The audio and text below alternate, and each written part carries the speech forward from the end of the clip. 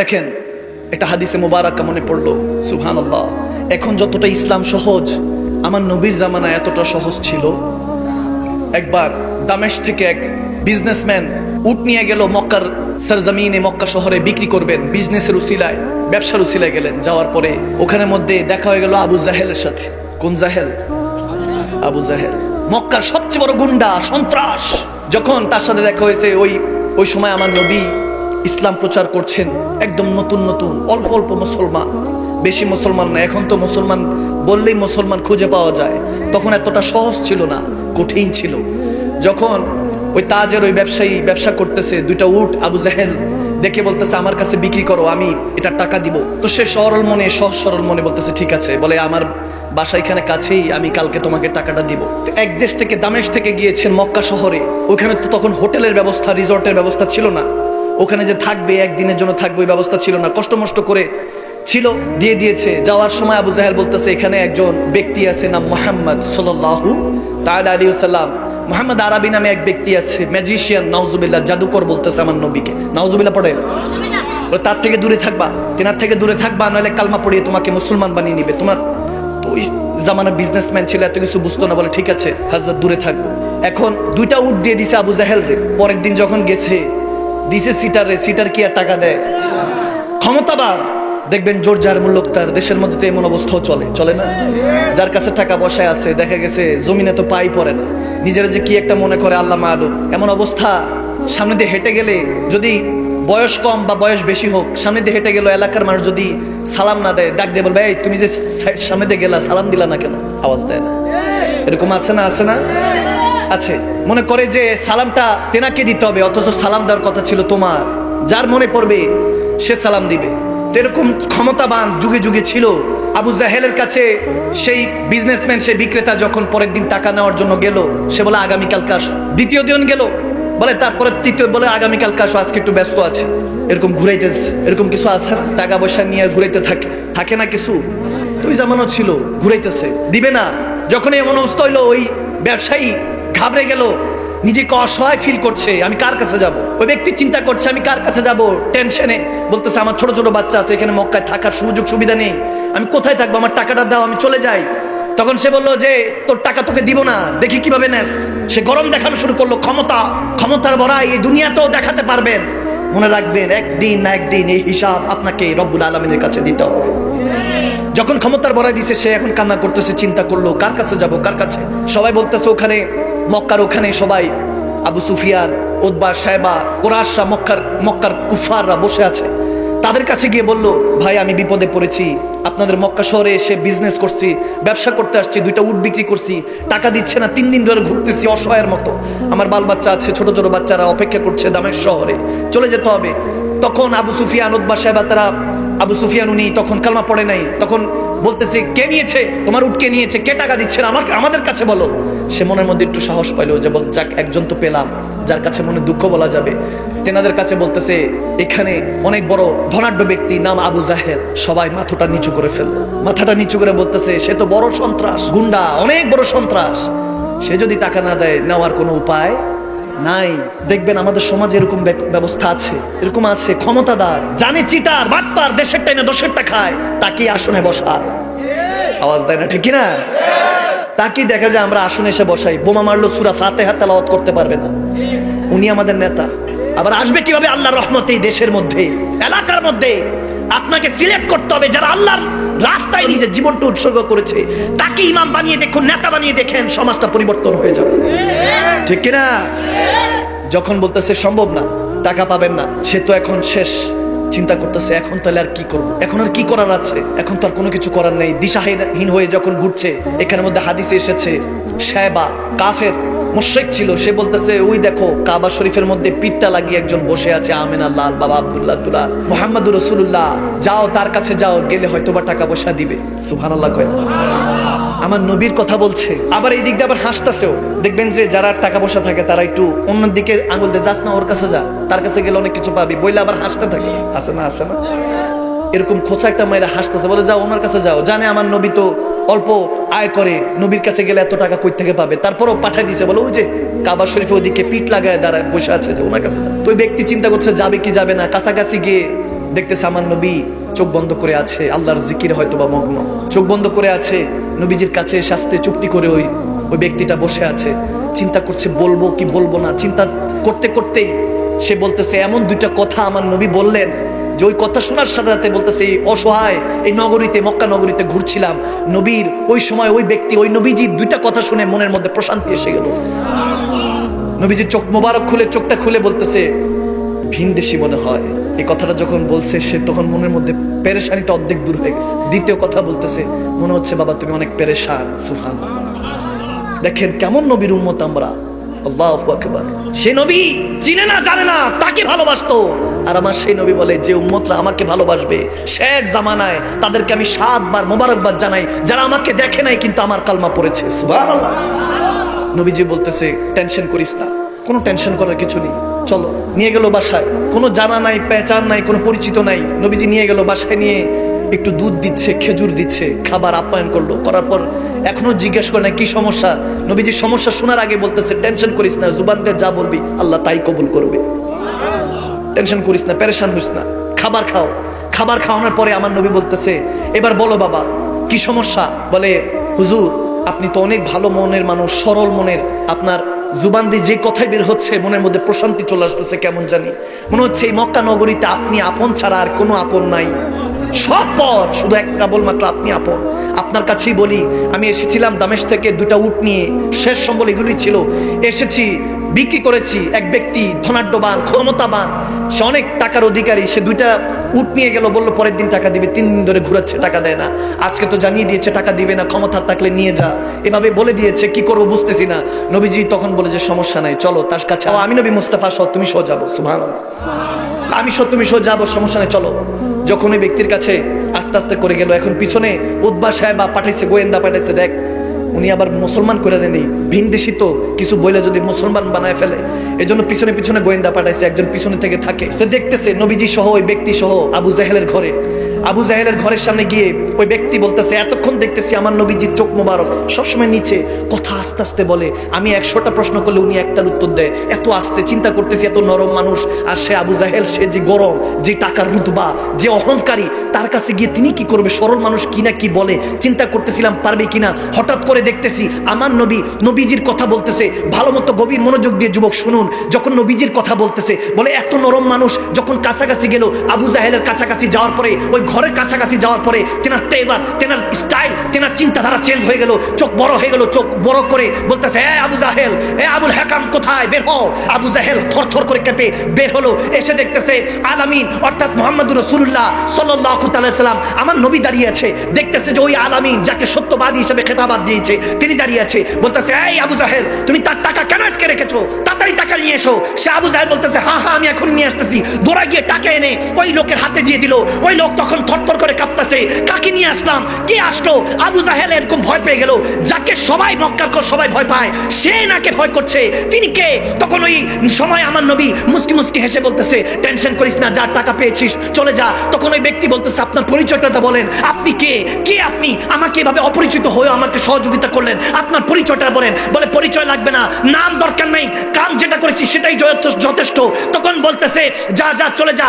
যখন চলে যাচ্ছে আমার নবী মুস্কি হেসে দিয়ে মক্কার দিকে রওনা দিয়েছে, ঘরের দিকে। তখন যখন যাচ্ছে ওই গোয়েন্দা কাছাকাছি এসে বলতেছে এই এই যুবক তুমি এই লোকের কাছে যাও না, এই ম্যাজিশিয়ান জাদুকর নাউজুবিল্লাহ, এভাবে যখন বলতেছে তুমি তার কাছে যাও না। তখন ওই যুবক বলতেছে যদি তিনি মিথ্যুক হয়, তিনি জাদুকর হয়, তিনি প্রতারক হয়, দুনিয়াতে কোনো সাচ্চা বান্দা নাই। আমি বলতেছি তিনি সাচ্চা বান্দা। তুমি বলো তিনি কে ছিল। বলে তিনি হলেন মুসলমানদের নেতা মুহাম্মদুর রাসূলুল্লাহ সাল্লাল্লাহু তাআলা সাল্লাম, আমার নবী, শ্রেষ্ঠ নবী। যখন নবী তারুফ শুনলো সে বলতেছে নবীর হাতে কলমা পড়ি নাই, এখনো কলমা পড়ি নাই, আমি সাক্ষ্য দিতেছি আমার নবী ছাড়া কোনো নবী নাই, আর আল্লাহ ছাড়া কোনো মাবুদ নাই। সে সেই জায়গার মধ্যে কলমা পড়েছে, দৌড়াই গিয়ে নবীর কদমে ধরে চোখের পানি ছেড়ে কলমা পড়ে মুসলমান হয়ে গেল। সুবহানাল্লাহ, আল্লাহ ইয়া রাসূল।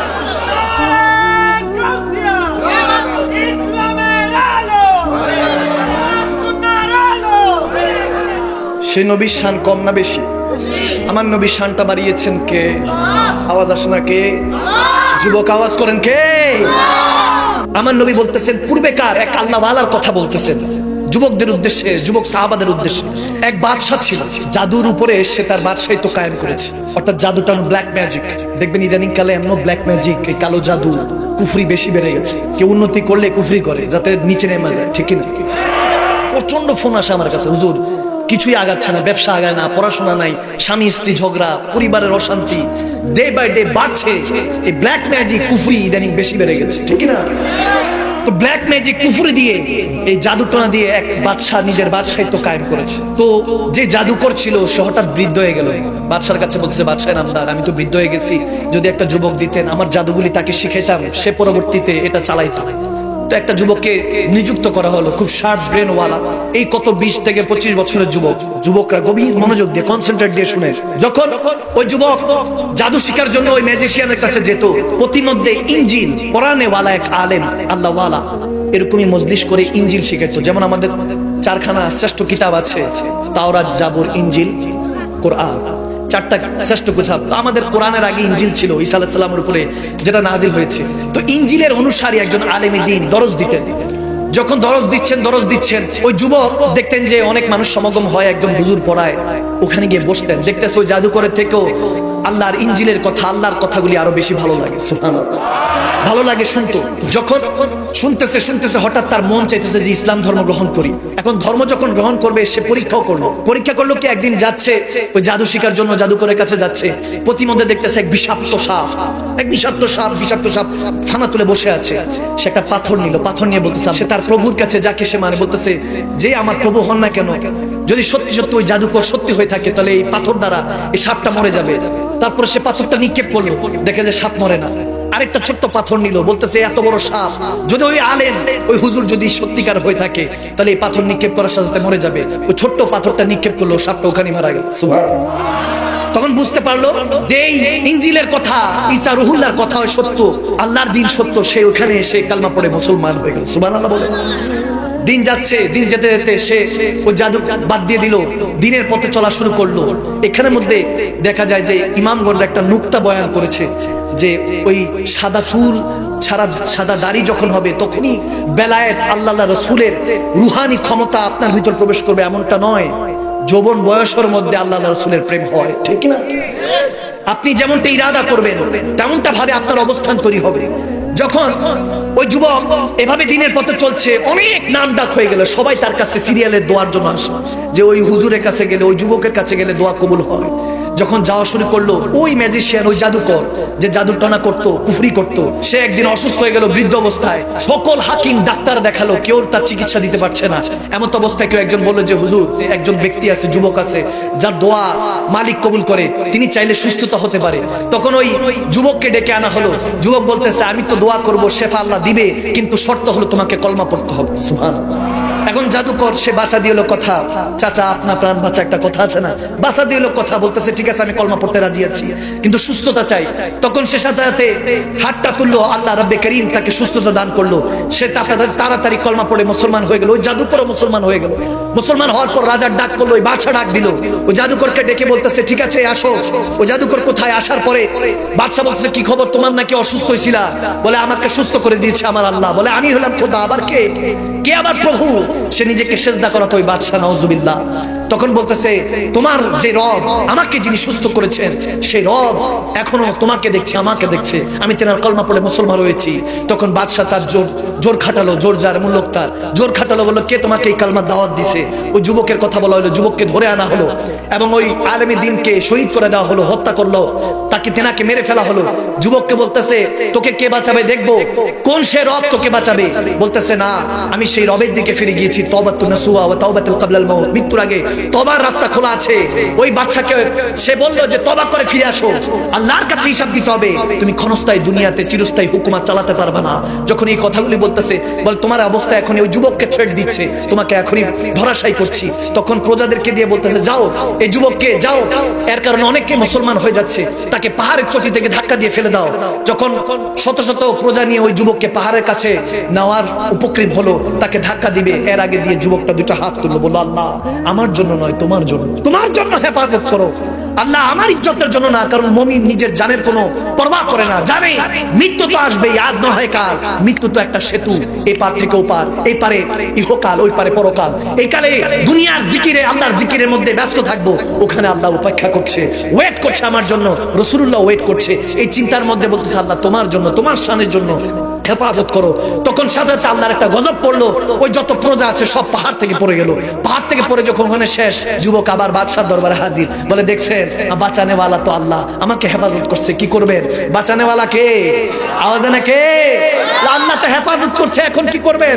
তখন সে বাদশা বলছে দাঁড়াও তোমার আবার দিতেছি। তখন সবাই মনে বলে যে বাদশা বলতেছে একে নিয়ে যাও সমুদ্রের মধ্যে, জাহাজ থেকে ধাক্কা দিয়ে সমুদ্রের পানিতে ফেলে দিবা। তখন সবাই মিলে তাকে সমুদ্রে নিয়ে গেল। নেওয়ার পরে বলতেছে যে এখনই ধাক্কা দিবে। তখন সে আবার হাত তুললো, বলে আল্লাহ আমার জন্য না, তোমার জন্য, তোমার জন্য হেফাজত করো। দিনকে প্রতিষ্ঠিত করতে চাই, সবার জুবানে তোমার কালমা, তোমার নামটা নেওয়াইতে চাই। আল্লাহ সবাই তো নাদান, বুঝবে না, আল্লাহ হেফাজত করো। বলতে দেরি নাই, তেরি দুয়া নাসর সে মালুল হুই, ইহা জুবান সে নিকলি ওয়াহা কবুল হুই। যখন জুবান থেকে দোয়া বের হয়ে গেল, সাথে আল্লাহর গজব আসলো, ওখানের মধ্যে সমস্ত প্রজা ওখানে নাস্তানাবুদ হয়ে গেল। যুবক আবার হেফাজতে ফিরে আসলো। সুবহানাল্লাহ। যখন আল্লাহ তেনাকে হেফাজত করলো, শেষের দিকে চলে আসলো, এরপরে বাদশার কাছে এসে বলছে দেখছেন আল্লাহ বাঁচানে ওয়ালা কে? আওয়াজ দেনা, বাঁচানে ওয়ালা কে? রাখে আল্লাহ, মারে কে? তুমি মারতে চাইলেও তো মারতে পারবে না। বাদশা বলে তোকে নিয়ে তো অনেক বিপদে আছি। বলে কিভাবে মারবো? তখন বলতেছে আমি এমন একটা পদ্ধতি বলবো মারতে পারবা। পদ্ধতি আমি বলবো, তুমি চাইলে মারতে পারবা না, তিনি চাইলে মারতে পারবে, তিনি চাইলে সব পারে। তখন সে বাদশা বলছে কি? বলতেছে আমাকে একটা গাছের মধ্যে বাঁধবা, বাঁধার পরে আমাকে তীর নিক্ষেপ করবা আমার মাথা বরাবর। কি বলে নিক্ষেপ করতে হবে সেটা আমি তোমাকে বলবো, তবে শর্ত হলো তোমার যত প্রজা আছে এই দেশের, এই রাজ্যের সমস্ত প্রজাদের সামনে আমাকে মারতে হবে, আমাকে মারতে হবে, কাতাল করতে হবে। রাজা তো খুশি, বাদশা খুশি, বলছে ঠিক আছে এই অবস্থা হবে। সবাইকে ডাকা হলো, গাছের মধ্যে যুবককে বাঁধা হলো।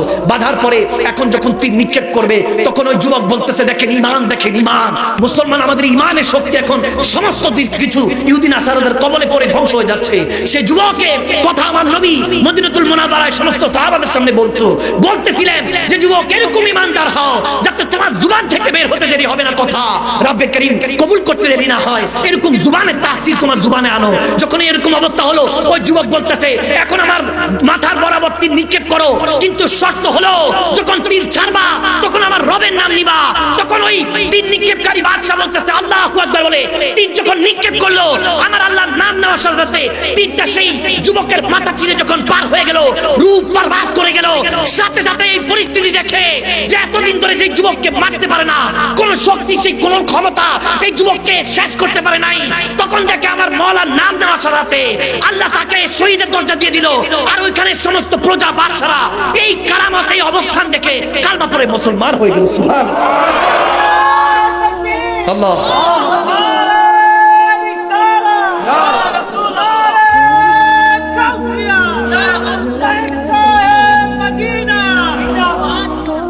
চিন্তা করলাম যে সকলের সাথে থাকে, কিন্তু নবীর ক্ষেত্রে একটু আলাদা করলো আল্লাহ। নবীজির ক্ষেত্রে বলতেছে আন-নাবিয়্যু আওলা বিল মুমিনিনা মিন আনফুসিহিম, আমার নবী মুমিনদের জানের চাইতে নিকটে। সুবহানাল্লাহ। এখন দেখেন রগের মধ্যে রক্ত চলে, রক্তের মধ্যে জান চলে, জানের মধ্যে প্রাণ চলে। আর আল্লাহ বলেন আমি রগের চাইতে নিকটে থাকি। শরীরের যে কোনো অংশ যদি কাটা যায়, সেলাই করলে, ব্যান্ডেজ করলে ভালো হয় কি হয় না? আওয়াজ দিতে হবে, আওয়াজ দিতে হবে, হয় কি হয় না? যুবকরা তোমরা আছো তো, আমার যুবক ইয়ংস্টার আছো, দুটো হাত তুলে দিয়ে আল্লাহকে দেখে আছো। আজকে শিখে যাব কিভাবে আল্লাহ আল্লাহ রাসূলকে পাওয়া যায়, ঠিক না? আল্লাহ কবুল করুক, আমিন বলেন, আমিন বলেন। গভীর কনসেন্ট্রেট যুবক, শেখা খায়া বেকা হয়ে যান, তারপরে হেডফোন কানে লাগায় কানতে থাকেন বিরহর গান ছেড়া। এই জিন্দিগিকে বাদ দেন, তালাক দেন। এই জিন্দিগি আপনাকে কিছু দিবে না। যদি আল্লাহর সাথে বন্ধুত্ব লাগান, রাসূলুল্লাহর সাথে মহব্বতের সম্পর্ক লাগান, যুবক জুবান দিয়ে যা বলবেন আল্লাহ তা কবুল করবে, ঠিক কিনা? আওয়াজ দেন, ঠিক কিনা? তখন বলবেন যেটা সেটাই আল্লাহ কবুল করবে, চাইবেন যেটা সেটাই আল্লাহ কবুল করবে। মনে রাখবেন একটা কথা, আপনি যেটা চান সেটা কখনো হবে না, কিন্তু যদি আপনি রবের হয়ে যান, আপনি যেটা চান এবং যেটা না চান বলার আগেই আল্লাহ করে দিবেন, ঠিক না? ভাইরা আমার, বাবার আমার, চিন্তা করলাম আমার নবীর ক্ষেত্রে আল্লাহ বলেন আন-নাবিয়্যু আওলা বিল মুমিনিনা মিন আনফুসিহিম, নবী জানের চাইতে, মুমিনদের জানের চাইতে নিকটে। মুমিনদের কাদের? আওয়াজ দেন, কাদের? কওমিনদের না, মুমিনদের। মুমিনদের জানের চাইতে নিকটে নবী থাকেন বলেছেন কে? আওয়াজ দ্বারা কে?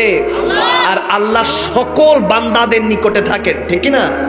চিন্তা করলাম, আল্লাহ তুমি যে জায়গার কথা বলেছো, এখানে যে ঘাড়ের এখানে একটা রগ আছে, হাত পা কাটা গেলে সেলাই করলে ভালো হয়ে যায়, এদিক দিয়ে গর্দান দিয়ে যদি কাটা যায় বাঁচার উপায় আছে? আওয়াজ দেয় না আছে? আপনাদের রাজার গাছ জমিনে মনে গর্দান কেটে গেলেও বাঁচার উপায় আছে? এরকম কি আছে? চিন্তা করছেন? আল্লাহ বলতে পারতেন আমি হাতের, বাহুর, বুকের যে কোনো একটা জায়গায় বলতে পারতেন। আল্লাহ এমন জায়গার কথা বলছে, এর ঘাড়ের চেতে যে রগ আছে, এই রগের চেতে নিকটে আমি আল্লাহ থাকি। কেটে গেলে আর বাঁচার উপায় নাই, সেই রগের চেতে নিকটে আল্লাহ থাকেন। মালিককে জিজ্ঞাসা করলাম, মওলা তুমি শাহী রগের চাইতে নিকটে থাকো, রগের মধ্যে রক্ত, রক্তের মধ্যে জান, জানের ভিতরে প্রাণ, প্রাণের চাইতে নিকটে নবীকে রেখেছো। যদি মুমিন হয়, তুমি বলতেছো আন-নবী আলা বিল মুমিনিনা মিন আনফুসিহিম, আমার নবী জানের চাইতে, মুমিনদের জানের চাইতে নিকটে থাকে। জিজ্ঞাসা করলাম, আল্লাহ যখন পশম উপড়ে যায়, একটা বান্দার যদি পশম উপড়ে যায়, নখ উল্টে যায়, হাত পা কেটে যায়, তখন উফ করে উঠি, কলিজার মধ্যে কষ্ট লাগে। আর কলিজার মধ্যে কষ্ট লাগার আগে বুঝা গেল আমার নবীর কলিজার মধ্যে কষ্ট লাগে। জিজ্ঞাসা করলাম, আল্লাহ তুমি শাহী রগের চাইতে নিকটে নবীকে জানের চাইতে নিকটে রাখলা কেন? বলে হ্যাঁ, আমার নবীকে স্পেশাল বানিয়েছি, যারা আমার স্পেশাল বান্দা হবে তাদের জন্য আমার নবীকে বানিয়েছি। নবী তাদের জানের চাইতে নিকটে থাকে, এজন্য আমি আল্লাহ বাহিরে থেকে পাহারা দিচ্ছি, রগের মধ্যে আমি থাকি। নবী গো, আপনি মুমিনের জানের চাইতে নিকটে রেখেছি, যাতে মুমিন কষ্ট পেলে আপনি নবী নবুয়তির কলিজার মধ্যে কষ্ট লাগে। এজন্য বলতেছে আল্লাহ, আমি শাহী রগের মধ্যে আমি পাহারা দিতে থাকি। রগের মধ্যে রক্ত চলে, রক্তের মধ্যে প্রাণ চলে, প্রাণের মধ্যে জান চলে, জানের চাইতে নিকট আমার রাসূল থাকেন। বান্দা যদি আল্লাহর হয়ে যাও, রাসূলুল্লাহর হয়ে যাও, তোমাকে বাঁচানোর জন্য আল্লাহ পাহারা দিচ্ছে, রাসূল তোমার জানের চাইতে নিকটে আছে। এজন্য আমার আল্লাহ বলেন, হাবিব আপনাকে আমি এত ভালোবাসি, আপনার যে হয়ে যাবে, আপনি নবী মুস্তাফার যে হয়ে যাবে, আমি তাকে বান্দা থেকে বন্ধু বানিয়ে নেই। নাহনু আকরাবু ইলাইহি মিন হাবলিল ওয়ারিদ, আমি তার শারকের ঘাড়ের চাইতে নিকটে থাকি। তখন রব্বুল আলামিন বলতেছেন, বান্দা তুই এখনো বুঝোস নাই, আমি তোর এত নিকটে আছি, নবী তোর এত নিকটে আছে। যখন আমি আল্লাহর হয়ে যাবি, মাল্লাহুল মাওলা ফালাহুল কুল্লু, যখন আমি আল্লাহর হয়ে যাবি, রাসূলুল্লাহর হয়ে যাবি, সারা দুনিয়া তোর গোলাম হয়ে যাবে। সুবহানাল্লাহ, আল্লাহ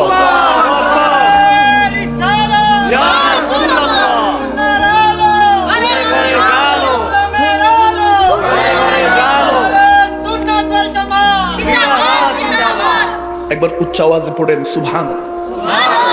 কষ্ট হচ্ছে বাবা? ভাইয়েরা আমার, বাবারা, আপনি দামি, নিজেকে সস্তা বানিয়ে রেখেছেন। আপনি কত দামি আপনি নিজেও জানেন না। এই যে ছোট ছোট বাচ্চারা, ঈসা আলাইহিস সালাম বসে আছে, শেষ নবীর উম্মত হবে বিধায়, শেষ নবীর উম্মত আপনি আমি, শ্রেষ্ঠ নবীর শ্রেষ্ঠ উম্মত, ঠিক না? আর উম্মত খালি ঝগড়া তাফারুক বিশৃঙ্খলা নিয়ে ব্যস্ত। কোথায় উম্মতকে এক করবেন? ওয়াতাসিমু বিহাবলিল্লাহি জামিআ ওয়ালা তাফারাকু। আল্লাহ বলেন এক রশির মধ্যে হয়ে যাও, রাসূল নামে রশি ধরে যেতে হবে খোদার ধারে, ঠিক না? সেটার মধ্যে আমরা নাই, আমরা আছি শুধু বিশৃঙ্খলা।